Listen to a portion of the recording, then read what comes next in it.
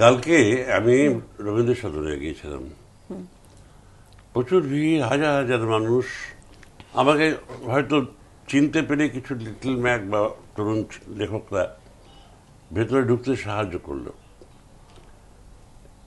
করার পরে আমি সুনীলদাকে কাছে পৌঁছাতে পারছিলাম। মনোজ মিত্রকে দেখতে পেলাম, উনি বললেন যাওয়া যাবে না। বললাম কেন? বলে এত ভিড় দেখতে পাচ্ছেন না।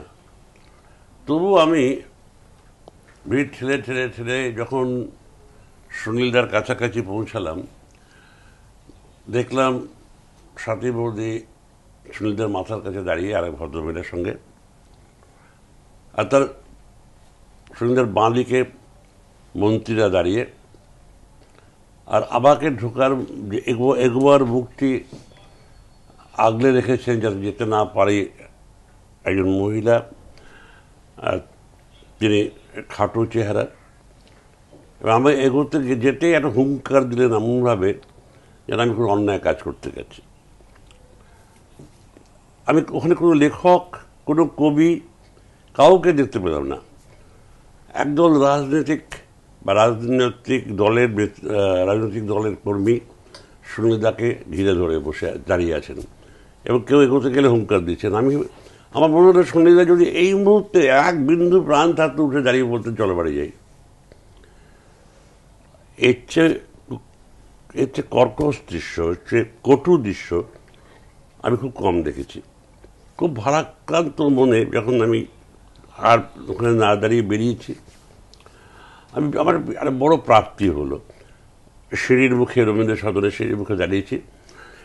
দুটি ছেলে মেয়ে, এই 25-26 বছর বয়স, দেখে মনে হয় বহু দূর থেকে এসছে। আমাকে প্রণাম করলো মেয়েটি। আমি বললাম এইভাবে প্রণাম করবো না। কোথেকে এসছো? বনগা থেকে। ফার্স্ট ট্রেন ধরে এসছি ওকে দেখতে। জানেন আমাদের দেখতে দেয়নি, ঢুকতে দেয়নি। লাইন দাও, ওরা এত লাইন তবু যেতে দেয়নি। বলেই মেয়েটি হঠাৎ আমাকে বললো, আচ্ছা আমার একটা কবিতা বলবো, শুনবেন? আমার খুব বিরক্তি লাগলো। এই সময় কবিতা? ও সুনীলদার কবিতা আবৃত্তি করতে লাগলো। আমি চমকে গেলাম। পুরো কবিতাটা বললো, আমি চুপচাপ শুনলাম। আমার মনে হলো একটু আগে যা কষ্টটা পেয়েছি ও আমাকে ধুইয়ে দিয়ে গেল, আমাকে স্নান করে দিয়ে গেল কবিতা বলে। আমি দাঁড়াইনি, কারণ তখন দেখলাম একটা জলোচ্ছ্বাসের মতো আমাদের মুখ্যমন্ত্রী আসছেন, ঝাঁপিয়ে পড়বেন, দখল নেবেন। আজ সকালে কাগজে যখন দেখলাম একজন প্রবীণ পরিচালক বলেছেন, জীবনে জানে তুমি দাউনি মালা, মরণে কেন তারে দিতে এলে ফুল।